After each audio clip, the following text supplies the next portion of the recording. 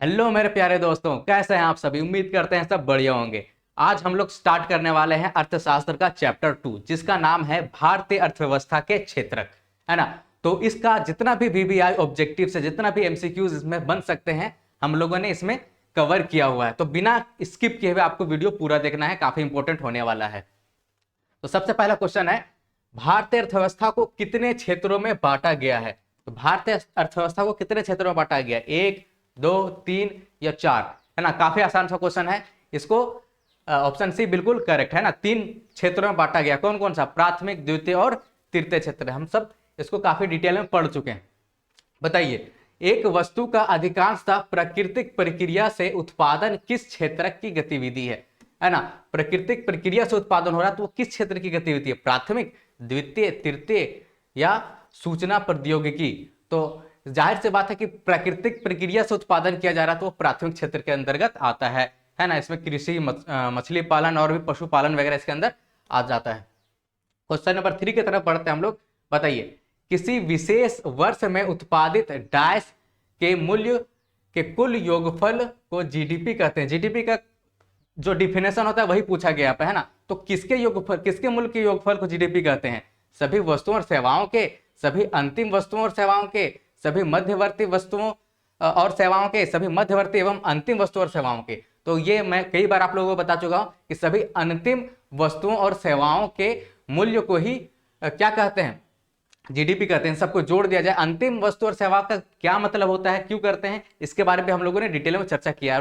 जिनको नहीं पता है मुझे बता दीजिए, मैं इस पर एक वीडियो, छोटा वीडियो जरूर बना दूंगा, ठीक है। क्वेश्चन नंबर 4 की तरफ आगे बढ़ते हैं। बताइए, राष्ट्रीय ग्रामीण रोजगार गारंटी अधिनियम कितने जिलों में लागू किया गया, है ना। जब इसको लागू किया गया था तो स्टार्टिंग में कितने जिलों में इसको लागू किया गया था। इसका ऑप्शन सी बिल्कुल करेक्ट है, यानी कि 200 जिलों में इसको लागू किया गया था, है ना। इस तरीके आसान सा क्वेश्चन आने वाला है। क्वेश्चन नंबर 5 की तरफ बढ़ते हैं। बताइए, राष्ट्रीय ग्रामीण रोजगार आश्वासन, जिसको गारंटी बोलते हैं, राष्ट्रीय ग्रामीण रोजगार गारंटी अधिनियम, है ना, जिसको मनरेगा के नाम से भी हम लोग जानते हैं, किस वर्ष पारित किया गया था। किस वर्ष इसको पारित किया गया था। तो 2005 में इसको पारित किया गया था, है ना। इन सभी में ऑप्शन नहीं भी होगा तो भी आप लोग आराम से बना लीजिएगा, क्योंकि काफी आसान सा क्वेश्चन है। जल्दी से बताइए, क्वेश्चन नंबर 6 का, राष्ट्रीय ग्रामीण रोजगार आश्वासन यानी कि गारंटी अधिनियम के अंतर्गत कितने दिन के रोजगार का आश्वासन दिया जाता है, कितने दिनों का रोजगार का गारंटी दिया जाता है। इसलिए तो इस योजना का ही नाम है गारंटी। इसके इस शब्द में आश्वासन या गारंटी का यूज मिलता है ना। तो कितने, 150, 365 दिन, 200 दिन या 100 दिन। तो 100 दिन की गारंटी दी जाती है, आप सभी को पता है ना। अब हम लोग बढ़ते क्वेश्चन नंबर 7 की तरफ। बताइए, निम्नलिखित में से किस क्षेत्र में कर्मचारियों का शोषण किया जाता है ना। आप लोगों को पता है कि भाई दो तरह का क्षेत्र होता है। अगर हम लोग काम करने जाएंगे, दो तरह का क्षेत्र होता है। तो एक क्षेत्र में बहुत ही ज्यादा शोषण होता है, जो लोग काम करते हैं ना, जो कर्मचारी होता है। दूसरे एक क्षेत्र ऐसा होता है, वहां पे उसको काफी अच्छा से ट्रीट किया जाता है।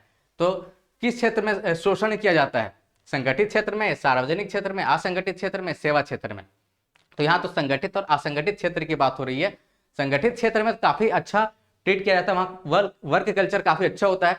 असंगठित क्षेत्र में काफी शोषण किया जाता है कर्मचारियों को। तो ऑप्शन सी बिल्कुल करेक्ट हो जाएगा। क्वेश्चन नंबर 8 की तरफ बढ़ते हैं। बताइए, भारत में प्राथमिक आर्थिक क्रिया डैश है, यानी भारत में जो प्राथमिक क्रिया डैश है, क्या है, उद्योग है, कृषि है, सेवाएं प्रदान करना है, या इनमें से कोई नहीं।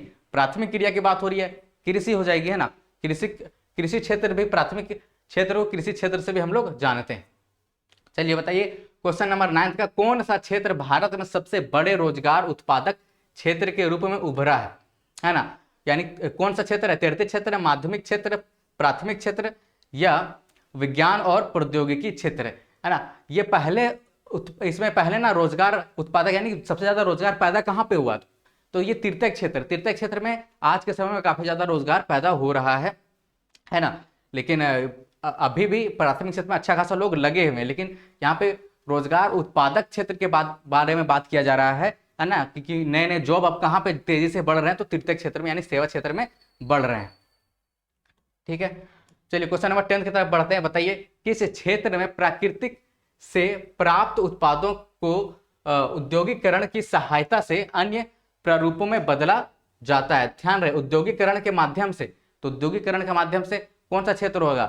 प्राथमिक क्षेत्र, द्वितीय क्षेत्र, तृतीय क्षेत्र या असंगठित क्षेत्र? तो जाहिर सी बात है ये द्वितीय क्षेत्र की काम है ना, कि कोई सा भी चाहे कपास हो, कपास हम लोग कपड़ा में बदल देते हैं, है ना, गेहूं से आटा में बदल देते हैं, गन्ना से चीनी में बदल देते हैं, वो सब औद्योगिकरण के द्वारा हम लोग बदल देते हैं ना, कि कोई भी प्राकृतिक उत्पादों को एक नया रूप दे देते हैं हम लोग। तो ये द्वितीय क्षेत्र की काम है। ठीक, चलिए क्वेश्चन नंबर 11 तरफ बढ़ते हैं। निम्नांकित में से कौन सी गतिविधि द्वितीय क्षेत्र की गतिविधि है? कौन से जो गतिविधि है वो द्वितीय क्षेत्र की गतिविधि? यहाँ पर ना क्वेश्चन आप लोग का प्राथमिक क्षेत्र, द्वितीय क्षेत्र और तृतीय क्षेत्र बहुत सारा क्वेश्चन आने वाला है, तो इसको अच्छे से क्लियर कर लेना है आप लोगों को, है ना। तो कौन सा बताइए द्वितीय क्षेत्र में कौन सा है? चीनी बनाना, खेती करना, दूध दूहना, मछली पकड़ना। तो ये चीनी बनाना सही ऑप्शन होगा। ये खेती करना, दूध दूहना, मछली पकड़ना, ये सब प्राथमिक क्षेत्र का क्रिया है ना, ये सब आप लोगों का क्लियर हो जाना चाहिए। बताइए अल्प रोजगार एक स्थिति है जहां लोग, अल्प रोजगार क्या होता है भाई? कौन सी स्थिति है? काम करना नहीं चाहते, क्या ये स्थिति है? उनके काम के लिए वेतन नहीं दिया जाता, सुस्त ढंग से काम करते हैं या अपनी क्षमता से कम काम करते हैं? ऑप्शन डी बिल्कुल करेक्ट है, अपनी क्षमता से कम काम करते हैं। अल्प रोजगार तो उसी को बोलेंगे ना जिसमें लोग अपनी क्षमता से कम काम करते हैं। अब अपनी क्षमता से कम काम कर रहे थे, उसको उसकी क्षमता के अनुसार उसको पैसा भी नहीं मिलता है, बहुत ही कम सैलरी मिलता है। चलिए क्वेश्चन नंबर 13 की तरफ बढ़ते हैं। कृषि, डेयरी, खेती निम्नांकित में से किस क्षेत्र से संबंधित गतिविधियां हैं? ध्यान रखिए, कृषि आ गया, डेयरी आ गया यानी दूध वगैरह, है ना, खेती आ गया, खेती तो कृषि की उसी का पर्यायवाची लिख दिया ना। तो ये सब कौन सा गतिविधि है? तो ये प्राथमिक है, द्वितीयक है, माध्यमिक है, तृतीयक? इसमें ऑप्शन नहीं होने पर भी आप लोग टिक कर लेंगे, ये प्राथमिक क्षेत्र की गतिविधि है। चलिए क्वेश्चन नंबर 14 की तरफ बढ़ते हैं। इनमें से कौन संगठित क्षेत्रक में कार्यरत है? बताइए। अब संगठित क्षेत्र, असंगठित क्षेत्र जिसका क्लियर होगा ये इसका आसानी से उत्तर दे देगा। तो संगठित क्षेत्र में कौन कार्यरत है? क्या दर्जी है, कुम्हार है, पर्यटन निर्देशक है या धोबी है? इसमें से पर्यटन निर्देशक ये क्या हो जाएगा? ये संगठित क्षेत्र का में कार्यरत यही है ना। ये जो दर्जी है ये क्या है? असंगठित क्षेत्र में काम करता है, इसको किसी भी तरह का क्या बोलते हैं सिक्योरिटी वगैरह नहीं मिला वो वहाँ पे। कुम्हार भी असंगठित क्षेत्र में, धोबी भी असंगठित क्षेत्र में है ना। लेकिन जो पर्यटन निर्देशक है इसको कोई बड़ी कंपनी ने इसको नौकरी दिया है। पर्यटन निर्देशक मतलब समझते हैं कि अगर कोई इंसान कहीं घूमने जाता है तो उसको एक गाइड दिया जाता है ना, वो उसको घुमाने वाला एक इंसान दिया जाता है, वो उसको घुमाता है, बताता है चीज़ों के बारे में, है ना। तो इसको पर्यटन निर्देशक बोलते हैं। तो यही क्या है? संगठित क्षेत्र में कार्यरत है। चलिए क्वेश्चन नंबर 15 की तरफ बढ़ते हैं। इनमें से कौन संगठित क्षेत्र में कार्यरत नहीं है? ठीक है, कौन सा संगठित क्षेत्र में कार्यरत नहीं है? सब्जी विक्रेता, वकील, शिक्षक, डॉक्टर। सब्जी विक्रेता इसमें सही ऑप्शन होगा, है ना। बाकी सब क्या है? संगठित क्षेत्र में है। चलिए क्वेश्चन नंबर 16 की तरफ बढ़ते बताइए। रेलवे डैश का उदाहरण है? किसका उदाहरण है? निजी क्षेत्र का, सार्वजनिक क्षेत्र का या द्वितीय क्षेत्र का या इनमें से कोई नहीं? तो रेलवे एक सार्वजनिक क्षेत्र का उदाहरण है ना। तो रेलवे का जो मालिकाना हक, यानी रेलवे किसके अंदर में? सरकार के अंदर में, इसलिए सार्वजनिक क्षेत्र के अंतर्गत आ जाएगा। चलिए क्वेश्चन नंबर 17 की तरफ बढ़ते बताइए। निम्नांकित में से कौन सा अधिनियम टिस्को जैसी कंपनी के लिए लागू नहीं होता? टिस्को एक बहुत बड़ी कंपनी है ना, टाटा कंपनी जो लोहा वगैरह बनाती है ना, तो ये इस पे कौन सा नियम लागू नहीं होता है ना, यही बोल रहा नहीं होता। ठीक, तो न्यूनतम मजदूरी अधिनियम नहीं, ये तो बड़ी कंपनी, इस पर ये तो लागू होता है ना, सरकार के अंदर रजिस्टर है, तो न्यूनतम मजदूरी अधिनियम ये इस पर लागू हो जाता है। राष्ट्रीय ग्रामीण रोजगार गारंटी अधिनियम ये नहीं लागू होता है ना, ये तो ग्रामीण क्षेत्रों के लिए बनाया गया था, है ना, सरकार द्वारा रोजगार की गारंटी देती, ये इस पर लागू नहीं होता। फैक्ट्री अधिनियम ये भी इस पर लागू हो जाता है और ग्रेच्युटी अधिनियम का भुगतान ये भी इस पर लागू होता है। तो ऑप्शन बी इसका बिल्कुल करेक्ट होगा। ठीक है, क्वेश्चन नंबर 18 की तरफ बढ़ते बताइए। इनमें से कौन प्राथमिक क्षेत्र से संबंधित है? खनन, चीनी, वकालत या इनमें से कोई नहीं? बताइए प्राथमिक क्षेत्र से संबंधित कौन है? ये एक खनन है ना। खनन सीधा प्रकृति से ही हम लोग काम करते हैं, खनन करते हैं, प्रकृति से सामान निकालते हैं ना, कोई भी खनिज वगैरह निकालते हैं, तो खनन क्या है? प्राथमिक क्षेत्र से संबंधित है। चलिए बताइए, नरेगा में काम नहीं मिलने पर कितने दिनों के भीतर बेरोजगारी भत्ता मिलती है? नरेगा यानी कि मनरेगा की बात हो रही है ना। वहाँ पे जिसको काम चाहिए वहाँ पे रजिस्टर कर सकता है और कितने दिनों के उसको अंदर उसको बेरोजगारी भत्ता मिलने लगेगी अगर अगर मनरेगा उसको काम देने में असफल होता है तो वो 15 दिनों में, है ना। तो ऑप्शन सी बिल्कुल करेक्ट हो जाएगा। चलिए क्वेश्चन नंबर 20 की तरफ बढ़ते हैं। बताइए इनमें से कौन तृतीयक क्षेत्रक से संबंधित है? तृतीयक क्षेत्रक से संबंधित कौन है इसमें से? बताइए। कृषि, डेयरी, डेयरी यानी कि यहाँ डेयरी शब्द का इस्तेमाल किया गया ना, यानी दूध से रिलेटेड काम है ये, ठीक। तो ये भी प्राथमिक क्षेत्र के अंदर आ जाता है। बैंकिंग, बैंक सेवाएं या चीनी। तो तृतीयक क्षेत्र आप लोगों को पता है यहाँ पे किसी भी चीज का उत्पादन नहीं होता, सेवा का उत्पादन होता है। तो बैंकिंग सेवाएं बिल्कुल सही हो जाएगा। तृतीयक क्षेत्र को हम लोग सेवा क्षेत्र भी कहते हैं, इन सब आपको पता है। तो अभी तक आप लोगों ने देखा काफी आसान आसान सा क्वेश्चन आ रहा है ना। जो लोग अच्छे से पढ़े उसको तो काफी आसान लग रहा होगा, है ना। अगर आपको वीडियो पसंद आ रही है तो एक बार लाइक जरूर कर दें हम, और आपके लाइक करने से हमें मोटिवेशन मिलता है और हम आपके लिए इसी तरीके से वीडियोस बनाते रहते हैं, ठीक है। तो क्वेश्चन नंबर 21 की तरफ बढ़ते हैं। बताइए इनमें से कौन द्वितीयक क्षेत्र में शामिल है? बताइए इनमें से कौन द्वितीयक क्षेत्र में शामिल है? कुम्हार, बुनकर, दिया सिलाई कारखाना में श्रमिक, या इनमें से सभी? भाई यहाँ पे कुम्हार हो, बुनकर हो या दिया सिलाई का कारखाना हो, ये कारखाना में काम कर रहा है, फैक्ट्री में काम कर रहा है, ये तो द्वितीय क्षेत्र में तो होगा ही, लेकिन ये बुनकर और ये कुम्हार भी होगा। भले ये कम उत्पादन कर रहा है, अपने घर में उत्पादन कर रहा है, लेकिन उत्पादन तो कर रहा है ना। तो ये सब क्या जाएगा? द्वितीय क्षेत्र में आ जाएगा, यानी इनमें से सभी बिल्कुल करेक्ट ऑप्शन होगा, ठीक है। क्वेश्चन नंबर 22 की तरफ बढ़ते हैं। निम्नांकित में से कौन सी गतिविधि प्राथमिक क्षेत्र से संबंधित नहीं है? प्राथमिक क्षेत्र से संबंधित नहीं है कौन सी गतिविधि? वानिकी, खनन, बैंकिंग, मत्स्य पालन। साफ जाहिर है कि भाई ये वानिकी यानी जंगल से हम लोग जो फल वगैरह इकट्ठा करते हैं वानिकी होता है ना। खनन का काम ये भी प्राथमिक, अभी ऊपर ऊपर हम लोगों ने देखा। और ये मत्स्य पालन, मछली पालन, ये भी प्राकृतिक से काम करते हैं हम लोग, तो यानी कि ये सब प्राथमिक क्षेत्र के अंतर्गत आता है। बैंकिंग क्या है? ये तृतीय क्षेत्र की सेवा है, तृतीय क्षेत्र की काम है, तो ये प्राथमिक क्षेत्र के अंदर नहीं होगा। ऑप्शन सी बिल्कुल करेक्ट है, ठीक। क्वेश्चन नंबर 23 की तरफ बढ़ते। बताइए भंडारण को किस क्षेत्रक में शामिल किया जाता है? भंडारण यानी कि हम लोग सामान वगैरह रखते हैं ना, वेयर हाउस जो होता है जहाँ पे काफी सारा सामान वगैरह रखने की सुविधा मिलती है, वहां पर किसी चीज का उत्पादन नहीं हो रहा था, वो एक सेवा है। सेवा को क्या बोलते हैं? प्राथमिक क्षेत्र, द्वितीय क्षेत्र, तृतीय क्षेत्र, चतुर्थ क्षेत्र। तो क्या हो जाएगा? तृतीय क्षेत्र हो जाएगा। चलिए क्वेश्चन नंबर 24 की तरफ बढ़ते हैं। निम्न में से कौन से क्रियाकलाप द्वितीय क्षेत्र के अंतर्गत आते हैं? देख रहे हैं प्राथमिक क्षेत्र, द्वितीय क्षेत्र और तृतीय क्षेत्र काफी ज्यादा आ रहा है। इसको अच्छे से एक बार क्लियर कर लीजिएगा, तो कोई सा भी ऑप्शन दे दे, कैसा भी घुमा फिरा कर क्वेश्चन दे दे, आपको उसका उत्तर पता होगा, है ना। तो बताइए इस क्षेत्र में वस्तुओं के स्थान पर सेवाओं का उत्पादन होता है? क्या यहाँ सेवाओं का उत्पादन होता है? नहीं, ये तो तृतीय क्षेत्र की बात कर रहा है, तो ये तो बिल्कुल नहीं होगा, है ना। प्राकृतिक उत्पादों का विनिर्माण के द्वारा बदला जाता है? हाँ ये हो सकता है भाई, विनिर्माण के द्वारा बदला जाता है। जो भी प्राकृतिक उत्पाद है ना, जैसे कि मैंने कपास वगैरह, गन्ना वगैरह एग्जाम्पल लिया था, तो वो प्राकृतिक उत्पाद है लेकिन उसको विनिर्माण के द्वारा बदला जाता है, यानी ऑप्शन बी बिल्कुल सही होगा। बाकी ऑप्शन देखते हैं क्या है। वस्तुओं की को प्राकृतिक संसाधन के दोहन द्वारा उत्पादित किया जाता है, तो प्राथमिक क्षेत्र की बात कर रहा है, ये नहीं होगा, है ना। इसके अंतर्गत कृषि, वन तथा डेयरी आता है, ये भी प्राथमिक क्षेत्र के अंतर्गत आता है, ना कि द्वितीय, ठीक है। क्वेश्चन नंबर 25 की तरफ बढ़ते हैं। बताइए प्रच्छन्न बेरोजगारी का मतलब ऐसी स्थिति से है जहां लोग, प्रच्छन्न बेरोजगारी को हम लोग छिपी हुई बेरोजगारी भी बोलते हैं, आपको पता है।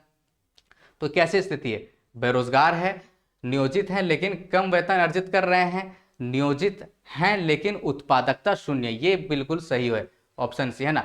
नियोजित है, काम कर रहे हैं, लेकिन उसका उत्पादकता क्या है? बिल्कुल शून्य है, ठीक है। डी क्या बोल रहा है कि वर्ष के कुछ महीनों में बेरोजगार है, तो सीजनल बेरोजगारी कहते हैं, ये भी नहीं होगा।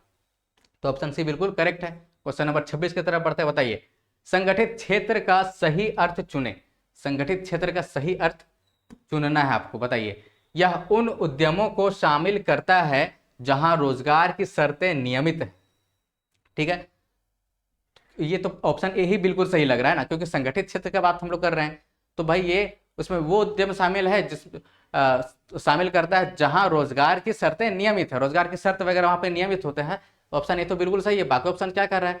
यह सरकार के नियंत्रण से बाहर है, नहीं, ये तो असंगठित क्षेत्र में होता है ना। यह कम वेतन प्रदान करता है, बिल्कुल नहीं। इस क्षेत्र में नौकरियां नियमित नहीं है, ये भी नहीं होगा, यानी ऑप्शन ए ही बिल्कुल करेक्ट है। चलिए क्वेश्चन नंबर 27 की तरफ बढ़ते हैं। सेवा क्षेत्र में इनमें से किस तरह की गतिविधियां शामिल है ना। ये फिर वही क्वेश्चन है ना, सेवा क्षेत्र को ही हम लोग तृतीयक क्षेत्र बोलते हैं। तो कौन से, काफी आसान सा है। कृषि, डायरी, मछली, ये तो प्राथमिक क्षेत्र का। चीनी, गुड़, ईंट बनाना, ये तो द्वितीय क्षेत्र का है। तीसरा बोल रहा है भाई परिवहन, संचार और बैंकिंग, यही ऑप्शन सही होगा। इस तरह का क्वेश्चन बहुत सारा आने वाला है। बताइए क्वेश्चन नंबर 28 का जीडीपी का विस्तृत रूप निम्न में से कौन सा है? विस्तृत रूप यानी कि जो बड़ा रूप है ना, जीडीपी तो एक शॉर्ट फॉर्म है, फुल फॉर्म इसका क्या होगा? सकल डेयरी उत्पाद, सकल विकास परियोजना, सकल घरेलू उत्पाद। सकल घरेलू उत्पाद हो जाएगा है ना, सकल मूल्य उत्पाद भी नहीं होगा। सकल घरेलू उत्पाद है ना, इसको इंग्लिश में क्या बोलते हैं? Gross domestic product. दोनों में आपको याद रखना है। बताइए अल्प बेरोजगारी उस अवस्था में पाई जाती है जब लोग सुस्त ढंग से कार्य कर रहे होते हैं, नहीं, उनके कार्य के लिए भुगतान नहीं किया जाता, ये भी नहीं होगा। अपनी कार्य क्षमता से कम का कार्य कर रहे होते हैं, ये बिल्कुल सही है ना। अल्प बेरोजगारी उसको बोलेंगे जब लोग अपनी कार्य क्षमता से कम काम कर रहे होंगे, तब अपनी कार्य क्षमता से कम काम करेंगे तो वेतन भी उसको कम ही मिलेगा, है ना। तो ये चीज ऑप्शन सी बिल्कुल करेक्ट हो जाएगा। चलिए 30 की तरफ बढ़ते हैं। उत्पादन और उपभोक्ता के बीच संबंध कौन स्थापित करता है? उत्पादन, देखिए प्राथमिक क्षेत्र में भी उत्पादन होता है, द्वितीय क्षेत्र में भी उत्पादन होता है। तो उत्पादन तो कर लिया ये, लेकिन इसको फिर कस्टमर तक लेके कौन जाएगा? उपभोक्ता तक लेकर के कौन जाएगा? वो तृतीय क्षेत्र मदद करता है ना। यानी कि उत्पादन और उपभोक्ता के बीच संबंध स्थापित कौन करता है? तृतीय क्षेत्र करता है। कैसे भाई? यहाँ से उत्पादन हुआ तो उसको ले जाने के लिए ट्रांसपोर्टेशन चाहिए, गाड़ी वगैरह से लेके जाया जाएगा, है ना। तो जो ट्रांसपोर्टेशन है ना, जो परिवहन है, वो तृतीय क्षेत्र में आता है। उसके अलावा फिर दुकान में उसको बेचना पड़ेगा, तो जो दुकान वाला है वो भी क्या है? तृतीय क्षेत्र के अंतर्गत आता है, यानी ऑप्शन सी बिल्कुल करेक्ट होगा। क्वेश्चन नंबर 31 की तरफ बढ़ते, बताइए निम्नांकित में से कौन से आर्थिक गतिविधियां तृतीय क्षेत्र में नहीं आती? तृतीय क्षेत्र में नहीं आती, बैंकिंग आती है ना, मधुमक्खी पालन नहीं आता, ये प्राथमिक क्षेत्र में आता है, यानी ऑप्शन बी यहाँ पे बिल्कुल करेक्ट होगा। और अध्यापन यानी फिर अध्यापक की बात हो रही है, तो ये भी तृतीय क्षेत्र में आता है, सेवा क्षेत्र में आता है। किसी कॉल सेंटर में काम करना, ये भी तृतीय क्षेत्र में आता है। ठीक, तो अब हम लोग बढ़ते क्वेश्चन नंबर 32 की तरफ। किस क्षेत्र के श्रमिक माल का उत्पादन नहीं करते, यानी किसी भी चीज का उत्पादन नहीं करते? ये अभी भी मैंने ऊपर बतलाया था, सेवा क्षेत्र में किसी भी चीज का उत्पादन नहीं होता है ना। प्राथमिक, द्वितीय, तृतीय क्षेत्र को ही सेवा क्षेत्र बोलते हैं, यानी तृतीय क्षेत्र बिल्कुल सही होगा। चलिए क्वेश्चन नंबर 33 की तरफ बढ़ते हैं। बताइए निम्न में से कौन अर्थव्यवस्था की विशालता को प्रदर्शित करता है? किसका अर्थव्यवस्था कितना बड़ा है, किस देश का कितना बड़ा है, ये कौन प्रदर्शित करता है? सकल घरेलू उत्पाद, विश्व व्यापार संगठन, विश्व स्वास्थ्य संगठन, विश्व बैंक। सकल घरेलू उत्पाद यानी कि जीडीपी, है ना। जिसका जीडीपी जितना बड़ा, उसका अर्थव्यवस्था उतना विशाल, उतना बड़ा। तो ये जीडीपी बिल्कुल करेक्ट आंसर होगा। बताइए क्वेश्चन नंबर 34। परिवहन, भंडारण, संचार, बैंक सेवाएं और व्यापार किस क्षेत्र की गतिविधियों के प्रमुख उदाहरण? फिर से एक ही क्वेश्चन बार बार है ना, घुमा घुमा करके पूछ रहा है अलग अलग तरीके से। इस आपको पता है, इसका उत्तर आप लोग को खुद से देना है, ठीक है। आसान सा क्वेश्चन है, जल्दी से बता दीजिएगा। परिवहन, भंडारण, संचार और बैंक सेवाएं किस क्षेत्र में आता है? प्राथमिक, द्वितीय, तृतीय, इनमें से सभी कौन सा? जल्दी से बताइएगा उसमें। बताइए क्वेश्चन नंबर 35। सार्वजनिक और निजी क्षेत्र किस आधार पर विभाजित है? सार्वजनिक और निजी क्षेत्र किस आधार पर विभाजित है? रोजगार की शर्तें, आर्थिक गतिविधि के स्वभाव, उद्यमों के स्वामित्व, या उद्यम में नियोजित श्रमिकों की संख्या। ठीक है, यहाँ पे सार्वजनिक और निजी क्षेत्र, जैसे कि मैंने बताया था कि भाई सार्वजनिक क्षेत्र सरकार के अंदर होती है, निजी क्षेत्र किसी निजी के अंदर होता है, तो ये स्वामित्व के आधार पर है। तो यानी उद्योगों को स्वामित्व के आधार पर इसको विभाजित किया गया है। ठीक, तो ऑप्शन सी बिल्कुल करेक्ट होगा। ठीक, क्वेश्चन नंबर 36 की तरफ बढ़ते हैं। बताइए किस क्षेत्र में सर्वाधिक श्रमिक कार्यरत हैं? सर्वाधिक श्रमिक कार्यरत किस में? हम लोग भारत की बात कर रहे हैं, यहाँ भारत लिखा नहीं, लेकिन इस चैप्टर का नाम ही है क्या? भारतीय क्षेत्र है ना, भारतीय अर्थव्यवस्था के क्षेत्र, ये नाम है। तो भारत के बारे में बात कर रहा है, तो किस में कार्यरत सबसे ज्यादा है? तृतीयक, द्वितीयक, प्राथमिक, या लोग सभी? तो जाहिर सी बात है प्राथमिक, यानी कृषि में ही सबसे ज्यादा लोग लगे हुए हैं। भले उसमें उत्पादन कम है, लेकिन इसमें ही सबसे ज्यादा लोग अभी कार्यरत हैं। जल्दी से क्वेश्चन नंबर 37 का बताइए। छिपी हुई बेरोजगारी अधिकतर किस क्षेत्र में पाई जाती है? छिपी हुई बेरोजगारी किस क्षेत्र में अधिकतर पाई जाती है? कृषि क्षेत्र, औद्योगिक क्षेत्र, सेवा क्षेत्र, उपरोक्त सभी। बहुत आसान सा क्वेश्चन, कृषि क्षेत्र में पाई जाती है ना। वहाँ पे खेतों में बहुत सारे लोग लगे होते हैं, परिवार के सभी लोग होता, लोगों को जरूरत भी नहीं होता। वो छिपी हुई बेरोजगारी, जिसको हम लोग प्रच्छन्न बेरोजगारी भी बोलते हैं, कृषि क्षेत्र में पाई जाती है है ना। अगर अभी तक आप लोग को अच्छा लग रहा है ना, तो आप लोग तैयारी करना चाहते हैं और अच्छे तरीके से, बेहतर तरीके से, आप हमारे एप्लीकेशन पर जा सकते हैं। डिस्क्रिप्शन में लिंक दिया हुआ है ना। बहुत सारे फ्री मटेरियल्स भी वहाँ पे अवेलेबल आपको मिल जाएगा। क्वेश्चन नंबर 38 की तरफ बढ़ते हैं। बताइए कौन सी गतिविधि द्वितीय क्षेत्र से संबंधित है? द्वितीय क्षेत्र से संबंधित कौन सी गतिविधि है? बैंकिंग सेवाएं, कपास की खेती, भवनों का निर्माण, उपरोक्त सभी। यहाँ पे भाई ये तो तृतीय क्षेत्र का है, कपास की खेती ये प्राथमिक क्षेत्र का है, और भवनों का निर्माण ये हो जाएगा द्वितीय क्षेत्र का। ऑप्शन सी बिल्कुल करेक्ट होगा। बताइए क्वेश्चन नंबर 39, अध्यापक वर्ग किस क्षेत्र से संबंधित है? देखिए कितना आसान सा क्वेश्चन आ रहा है, ये तो बहुत ही आसान सा है ना। ये असंगठित है, तृतीय क्षेत्र है, प्राथमिक है या द्वितीय क्षेत्र है? कौन सा? ये आप लोग आंसर कीजिएगा क्वेश्चन नंबर 39 का भी, है ना। मैं देखूंगा कि भाई यहाँ तक किसने देखा है, जो यहाँ तक देखेगा वही उसका उत्तर करेगा, है ना। किस कार्य क्षेत्र में श्रमिक कार्य सुरक्षा का आनंद उठाते हैं? किस कार्य क्षेत्र में श्रमिक कार्य सुरक्षा का आनंद उठाए? किसमें कार्य सुरक्षा फिर किसमें मिलता है? संगठित क्षेत्र में या असंगठित क्षेत्र में? बोलेंगे असंगठित क्षेत्र में मिलता है ना। तो कहाँ पे असंगठित क्षेत्र? प्राथमिक, संगठित, गैर संगठित। देखिए असंगठित क्षेत्र को गैर संगठित भी बोलते हैं। ऑप्शन सी बिल्कुल करेक्ट हो जाएगा। ठीक है, तो क्वेश्चन नंबर 41 की तरफ बढ़ते। बताइए इनमें से कौन सार्वजनिक क्षेत्र का उदाहरण? सार्वजनिक क्षेत्र यानी जो सरकार के अंडर आता है। रेलवे सरकार के अंडर आता है, सॉरी रेलवे क्या आता है? सरकार के अंदर आता है। बीएसएनएल भी सरकार की कंपनी है ना। बीएसएनएल का हाल उतना कुछ खास खस्ता चल नहीं रहा है, लेकिन धीरे धीरे अपग्रेड कर रहा है अपने आप को, है ना। अगर ये अभी अपग्रेड हो जाता तो अभी जितना प्राइस बढ़ गया ना एयरटेल जियो वगैरह का, ये नहीं बढ़ता, है ना। कॉम्पिटिशन बना रहेगा तो प्राइस भी कंट्रोल में रहता है। अब देखते हैं बीएसएनएल आगे कब आता है। ये भी सरकार के अंदर है, डाकघर भी सरकार के अंदर है, यानी उपरोक्त सभी ये सब क्या है? सार्वजनिक क्षेत्र का उदाहरण है। बताइए क्वेश्चन नंबर 42 की तरफ आते हैं। एक वस्तु का अधिकांशतः प्राकृतिक प्रक्रिया से उत्पादन किस क्षेत्र की गतिविधि है? ठीक है, अधिकांशतः प्राकृतिक प्रक्रिया से उत्पादन, ये ऊपर वाले क्वेश्चन है ना। प्राथमिक, द्वितीय, तृतीय, उपरोक्त सभी प्राथमिक क्षेत्र का है ना। प्राकृतिक प्रक्रिया द्वारा ही इसमें उत्पादन किया जाता है ना। द्वितीय क्षेत्र में क्या होता है? हम लोग औद्योगिक प्रक्रिया का इस्तेमाल करते हैं, उसमें अलग अलग मशीनें वगैरह निकालते हैं। ठीक है, अब क्वेश्चन नंबर 43 की तरफ बढ़ते हैं कि डैश क्षेत्र के अधिकांश श्रमिकों को रोजगार सुरक्षा प्राप्त होता है। किसको प्राप्त होता है रोजगार सुरक्षा? संगठित या असंगठित? संगठित, है ना। क्वेश्चन नंबर 44 की तरफ बढ़ते हैं। इस तरह का भी क्वेश्चन आता है ना, फिल इन द ब्लैंक्स वाला, इसलिए इस तरह का भी क्वेश्चन मैंने डाला हुआ। प्राथमिक, द्वितीयक और तृतीयक क्षेत्र की गतिविधियां डैश है, क्या है? एक दूसरे से स्वतंत्र है या परस्पर निर्भर है? ये परस्पर निर्भर है। अगर एक भी क्षेत्रक क्या होगा ना, इधर से उधर होगा तो सभी गड़बड़ हो जाएगा, है ना। सब तीनों क्या है? एक दूसरे पर ही निर्भर करता है। चलिए क्वेश्चन नंबर 45 की तरफ आते हैं। सेवा क्षेत्र में रोजगार में उत्पादन के समान अनुपात में वृद्धि डैश, यानी कि देखिए सेवा क्षेत्र में जो रोजगार में और उत्पादन में समान अनुपात में वृद्धि हुई है कि नहीं हुई, सो बताना है। तो ये नहीं हुई है। क्यों नहीं हुई है भाई? सेवा क्षेत्र में ना, सेवा क्षेत्र में जो उत्पादन है वो तो काफी अच्छा से हुआ है, ठीक है। तो उत्पादन तो काफी अच्छा से हुआ, लेकिन वहां पर रोजगार का उत्पादन उतना अच्छा से नहीं हुआ, मतलब रोजगार उत्पन्न वहां पे उतना अच्छा से नहीं हुआ। तो दोनों समान ढंग से तो नहीं हुआ, ठीक है। बताइए क्वेश्चन नंबर 46 का। भारत में डैश संख्या में श्रमिक असंगठित क्षेत्र में काम कर रहे हैं। कितनी संख्या में असंगठित क्षेत्र में काम कर रहे हैं? बड़ी या छोटी? तो बड़ी। भारत के अंदर है ना बहुत सारे जो श्रमिक है आज भी क्या है? असंगठित क्षेत्र में काम करता है। तो बड़ी संख्या में असंगठित क्षेत्र में काम कर रहे हैं, जो कि अच्छी बात नहीं है, ठीक है। बताइए क्वेश्चन नंबर 47 का। डैश क्षेत्र के श्रमिक वस्तुओं का उत्पादन नहीं करते हैं। ये मैंने कितने बार बताया ना। कौन सा क्षेत्र का कौन सा सेवा है, मतलब कौन सा क्षेत्र का जो व्यक्ति है या श्रमिक है जो किसी भी चीज का उत्पादन नहीं करता है?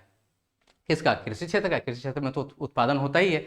तृतीय क्षेत्र का है ना, ये सेवा क्षेत्र, इसमें सेवा का उत्पादन होता है, ना कि किसी वस्तु का, ठीक। तो तृतीय क्षेत्र बिल्कुल सही होगा। क्वेश्चन नंबर 48 की तरफ बढ़ते। बताइए किसी विशेष वर्ष में उत्पादित डैश के मूल्य के कुल योगफल को जीडीपी कहते हैं। ऊपर भी मैंने ये बताया था ना कि किसके योगफल का? सभी वस्तुओं और सेवाओं का या सभी अंतिम वस्तुओं और सेवाओं के, है ना। जाहिर सी बात है, काफी आसान सा, सभी अंतिम वस्तुओं और सेवाओं के जो मूल्य है उसके योगफल को ही हम लोग जीडीपी कहते हैं। बताइए क्वेश्चन नंबर 49 का। द्वितीय क्षेत्र को डैश क्षेत्रक भी कहा जाता है। द्वितीय क्षेत्र को और कौन सा क्षेत्र कहा जाता है? औद्योगिक क्षेत्र कहा जाता है ना। बी बिल्कुल करेक्ट हो जाएगा। 50 की तरफ आते हैं। बताइए भारत में और हाँ, यहाँ पर इससे इससे ना बहुत सारा क्वेश्चन आता है, जैसे कि द्वितीय क्षेत्रक यहाँ लिख दिया है, यहाँ पे लिख देगा तृतीय क्षेत्रक, तब वहाँ पे सेवा हो जाएगा, उसको सेवा क्षेत्र भी कहते हैं। प्राथमिक क्षेत्रक लिख देगा तब तो उसको कृषि क्षेत्रक बोलते हैं। ठीक है, 50 में आते हैं, भारत में सबसे बड़ा उत्पादक क्षेत्र कौन सा है? ध्यान रहे, यहाँ पे उत्पादक क्षेत्र की बात हो रहा है ना कि रोजगार सबसे ज्यादा किसमें, वो नहीं, सबसे ज्यादा उत्पादक क्षेत्र। सबसे ज्यादा उत्पादक किसमें हो रहा है? द्वितीय क्षेत्रक में, तृतीय, प्राथमिक या विज्ञान और प्रौद्योगिकी। तो इसमें तृतीय ऑप्शन बिल्कुल, मतलब तृतीय क्षेत्र बिल्कुल करेक्ट होगा, ऑप्शन बी, है ना। यहाँ पर उत्पादन काफी तेजी से बढ़ा है, खास करके वैश्वीकरण के बाद तो काफी बड़ा है ना। उसके बाद बताइए क्वेश्चन नंबर 51, मनरेगा ने एक वर्ष में कितने दिनों के रोजगार की गारंटी दी? ये तो ऊपर वाला ही क्वेश्चन है ना, शायद ऊपर था ये क्वेश्चन या नहीं। खैर, कितने दिनों की गारंटी दी है? 100 दिनों की, है ना। काफी आसान सा क्वेश्चन, ऐसा क्वेश्चन आएगा, आराम आराम से आप लोग टिक कर लीजिएगा अच्छे से, है ना। अल्प रोजगार तब होता है जब लोग काम करने के लिए तैयार नहीं होते। कब होता है अल्प रोजगार? ऊपर भी मैंने बताया था अल्प रोजगार के बारे में, है ना। जब लोग धीरे धीरे काम कर रहे होते हैं, जब लोग अपनी क्षमता से कम काम कर रहे होते हैं। देखिए जहां पर क्षमता नजर आ गया, लोग अपनी क्षमता से कम काम कर रहे हैं, यानी अल्प रोजगार के अंतर्गत वो आ जाएगा। क्वेश्चन नंबर 53 की तरफ बढ़ते हैं। बताइए, सार्वजनिक क्षेत्र के उद्यमों का उद्देश्य, सार्वजनिक क्षेत्र जो सरकार के अंतर्गत आता है उसका उद्देश्य क्या है? क्या उसका उद्देश्य लाभ कमाना है? जी नहीं, उसका लाभ कमाना नहीं। क्या उसका उद्देश्य मनोरंजन करना है? जी नहीं। क्या उसका जो उद्देश्य है वो सामाजिक कल्याण और सुरक्षा है? जी हाँ, उसका जो उद्देश्य क्या है? सामाजिक कल्याण और सुरक्षा है, वो प्रॉफिट कमाने के चक्कर में नहीं रहता है। उपरोक्त में से कोई नहीं, ये भी नहीं होगा, ऑप्शन सी बिल्कुल करेक्ट होगा।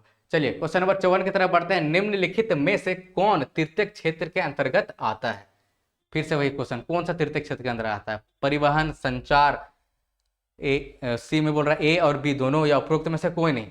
सी होगा, परिवहन भी आता है, संचार भी आता है तृतीय क्षेत्र में, है ना। चलिए क्वेश्चन नंबर 55 की तरफ बढ़ते हैं। बताइए, नीचे दी गई वस्तुओं की सूची से प्राकृतिक उत्पाद की पहचान करें। प्राकृतिक उत्पाद की पहचान करना है। प्राकृतिक उत्पाद क्या है? कपड़ा है? जी नहीं, ये तो हम लोग फैक्ट्री में बनाए हैं। गेहूं का आटा, तो गेहूं से आटा बना तो आटा प्राकृतिक उत्पाद नहीं हुआ, गेहूं रहता तो हो जाता हो भाई। कपास, जी हाँ, कपास एक प्राकृतिक उत्पाद है, इससे हम लोग कपड़ा बनाते हैं, है ना। टोमेटो सॉस, टोमेटो से हम लोग सॉस बनाते हैं, तो ये भी प्राकृतिक उत्पाद नहीं है ना। प्राकृतिक उत्पाद यहाँ पे सिर्फ क्या है? कपास है। ठीक, चलिए क्वेश्चन नंबर, इतना ही क्वेश्चन था, 55 क्वेश्चन था, है ना। काफी सारा क्वेश्चन था एक चैप्टर में, इस चैप्टर में। तो उम्मीद करते हैं सेशन आपको काफी पसंद आया होगा। अगर आपको ऐसे वीडियो और भी चाहिए तो मुझे बताइए, और भी वीडियो में लेकर के आऊंगा, हर चैप्टर वाइज लेकर के आऊंगा, ताकि किसी भी चैप्टर से एक भी एमसीक्यू आपका छूट ना पाए। ठीक है, तो आज के लिए इतना ही, तब तक रखिए अपना ख्याल, बाय।